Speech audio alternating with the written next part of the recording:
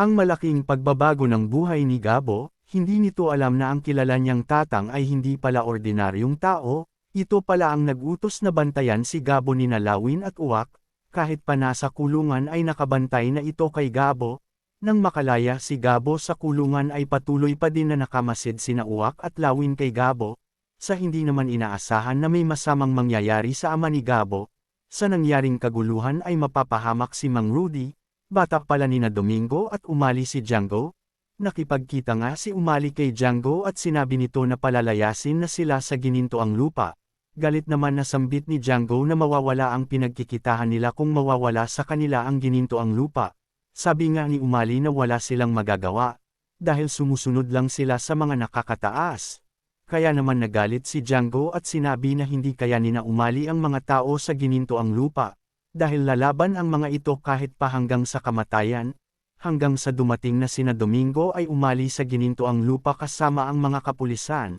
Gumawa naman ng mga barricade ang mga tao sa ginintoang lupa, hanggang sa sinabi ni Colonel Domingo na gamitan ng dahas ang mga tao sa ginintoang lupa upang mapalayas ang mga ito. Dumating naman sina Gabo at sinabi nito na sila na ang bahala. Sigaw nga nila na hindi sila papayag na mapaalis sa lupa na kanilang kinalakihan. Nakita naman ni umali na delikado sila, kaya sabi nito na kailangan na nilang umatras.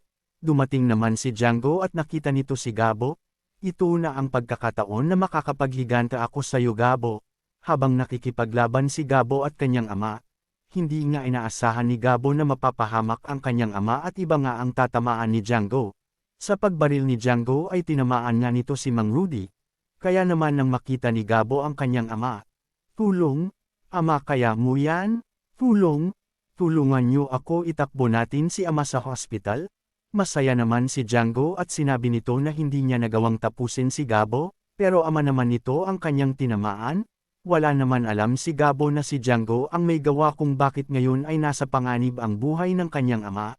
Sinabi nga ni Aling Betchay na mahirap daw talaga ang maging mahirap. Nangangailangan nga sila ng malaking halaga sa operasyon ni Mang Rudy, kaya naman gagawin lahat ni Gabo upang makahanap ng malaking halaga pang paggamot ng kanyang ama. Sa paghahanap nila ng trabaho, inutusan naman sina Lawin at Uwak ni Tatang na dalhin sa kanya si Gabo upang isama sa kanilang grupo na anino, at nang makakita ng pagkakataon si Lawin at Uwak, hinarang nga ni Uwak at Lawin si Gabo. Sinabi nga ni Uwak na sumama sa kanila si Gabo, dahil may taong gusto siyang makita at kausapin. Sa pagsama ni Gabo kay Lawin at Uwak ay hindi niya inaasahan na kilala niya ang taong nagpadukot sa kanya, Tatang. Nagulat si Gabo nang makita niya si Tatang at sina Tomas at Omeng, na dati niyang kasamahan sa loob ng kulungan, at dito nga ay sinabi ni Tatang kay Gabo na siya ang may gawa kung bakit nakalabas si Gabo sa loob ng kulungan. Nakita nga ni Tatang kay Gabo na may dugo itong mandirigma, kaya si Gabo ang napili ni Tatang na kuhanin para tapusin ang mga masasamang sindikato, kaya naman magkakaharap na si Gabo at alias Tigre na magiging mortal na kalaban ni Gabo.